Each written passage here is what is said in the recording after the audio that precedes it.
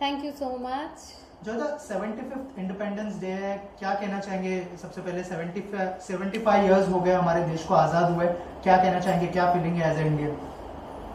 As a Indian ये लगता है मतलब जैसे टाइम फ्लाइज। मतलब एक टाइम पे हम लोग स्कूल में थे, आई रिमेम्बर 60 इंडिपेंडेंस डे आया, फिर 61, 62, 63। तो मुझे ऐसा लग रहा है जैसे जैसे मैं बड़ी हो रही हूँ, मेरा भाई बड़ा हो रहा है, मेरे फ्रेंड्स के एज धीरे धीरे बढ़ रहा है, वैसा हमारा कंट्री का जो इंडिपेंडेंस है उसका टाइम भी बढ़ रहा है। और things are changing for good. और हम लोग बहुत इम्प्रूव कर रहे हैं ऐसा देखा जाए तो। पहले जैसे इंडियंस को मतलब आफ्टर ब्रिटिश इंडियंस को क्या माना जाता था, we are not that improved country and everything. अभी चीजें चेंज हो रहा है, Indians are doing really really good. अगर हम लोग ऐसा बोले भी कि नहीं चीजें बहुत ज्यादा अच्छा नहीं हो रहा है, हमको अदर कंट्रीज की तरफ देखना चाहिए। श्रीलंका, पाकिस्तान, धीरे धीरे खत्म हो रहा है वो सब कंट्रीज। हम लोग इंडिपेंडेंस के बाद हम लोगों ने अपने आप को धीरे धीरे धीरे स्लोली बट स्टेडी हम लोगों ने अपने आप को ग्रो किया है and we are a strong country now. आप देख सकते हो कि यूएस एंड रशिया सारे कंट्रीज हमें आज एक स्ट्रॉन्ग कंट्री की तरफ से मानते हैं, हमारा ओपिनियन लेते हैं।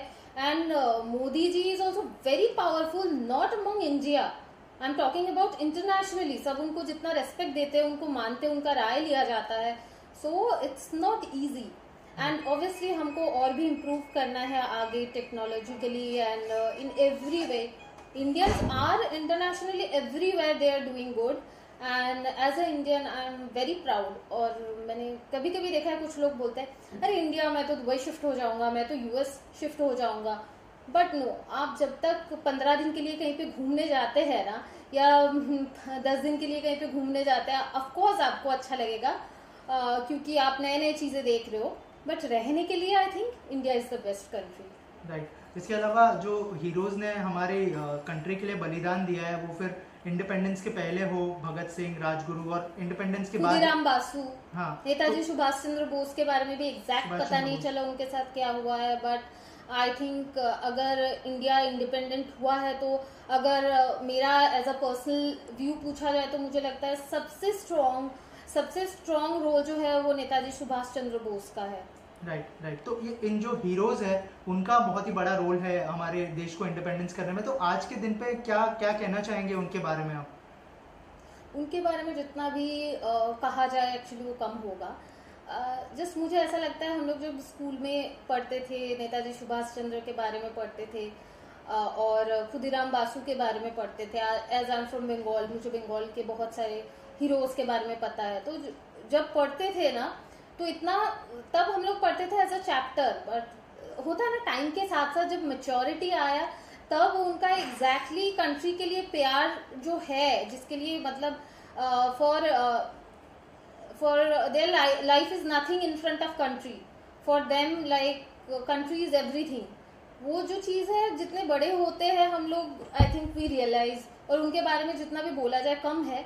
बट जितने भी बच्चे हैं उनको ना पता होना चाहिए उनके बारे में, मुझे इतना ही लगता है, और हमें उनको याद रखना चाहिए। That's it. और 75th इंडिपेंडेंस डे के मौके पर जो स्पोर्ट्स पर्संस ने जो गिफ्ट दिया है हमारे देश को, जो इतने सारे मेडल्स और इतने सारे जो गोल्ड सिल्वर मेडल इतने सारे जो लाके दिए, क्या कहना चाहेंगे उस बारे में? उसको लेके कितना प्राउड फील करती है as Indian? They all are doing like extremely well because हम लोग एक्टिंग कर रहे हैं या कुछ भी कर रहे हैं, मतलब कोई इंसान, कोई इंजीनियर, कोई डॉक्टर, कोई काम कर रहा है, हर काम को रेस्पेक्ट करना चाहिए और हमारे सोसाइटी के लिए ज़रूरत है।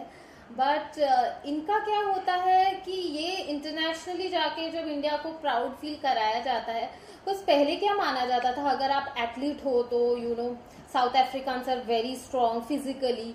हाँ, if someone is from US और यूरोप, उनको फैसिलिटीज बहुत ज्यादा मिलता था, एडवांस टेक्नोलॉजीज जो आता था, कोई भी स्पोर्ट्स के लिए, गेम के लिए कैसे खेला जाता था उनको पता चलता था।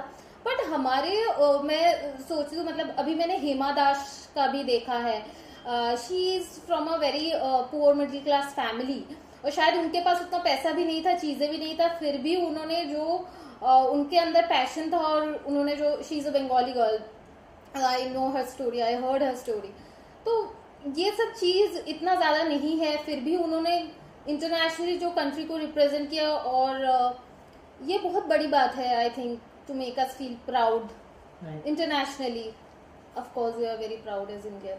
राइट। और बचपन की कुछ अगर मेमोरी शेयर करना चाहे इंडिपेंडेंस डे की, स्पेशली अगर कुछ बताया, आपके स्कूल में कैसे सेलिब्रेट करते थे, घर पे कैसे सेलिब्रेट करते थे आप? या I remember, I am from Durgapur girls high school, it's in Durgapur, it's a government school. तो इंडिपेंडेंस डे के दिन पहले तो हमारा बहुत पहले से प्रैक्टिस होता था पीटी के लिए, और कुछ I was not a good dancer, मुझे स्कूल में डांस ग्रुप से निकाल दिया गया था because I was not that good, but we use to do PTs and everything. फिर जो फाइनल पीटी का जो डे रहता था वो 15 अगस्त होता था, और पीटी के बाद फ्लैग होस्टिंग के बाद हम लोग, और भी जो नेशनल एंथम बजता था उसके बाद हम लोगों को बहुत सारा एक टिफिन बॉक्स टाइप मिलता था, बॉक्स में उसमें लड्डू और बहुत सारा खाना होता था, स्वीट समोसा ये सब स्कूल में। That's a nice memory. Right. Lastly Joyita, कोई गाना अगर गुनगुनाना चाहे आप इंडिपेंडेंस डे के खास मौके पर? नहीं, ऐसे बहुत सारा गाना है, I am not a singer, but I like that song, ए वतन वतन आजाद रहे तू, that is like one of my favourite song, और मैं 15 अगस्त को सुनती हूँ। राइट। लास्टली प्रोफेशनल फ्रंट में अगर कुछ बताना चाहे, any of your upcoming project you would like to share with us? I just yesterday only मैंने वूट के लिए एक लुक टेस्ट किया है, तो वूट और कलर्स में आएगा वो शो, तो hope for the best. Thank you so much and all the best. Thank you.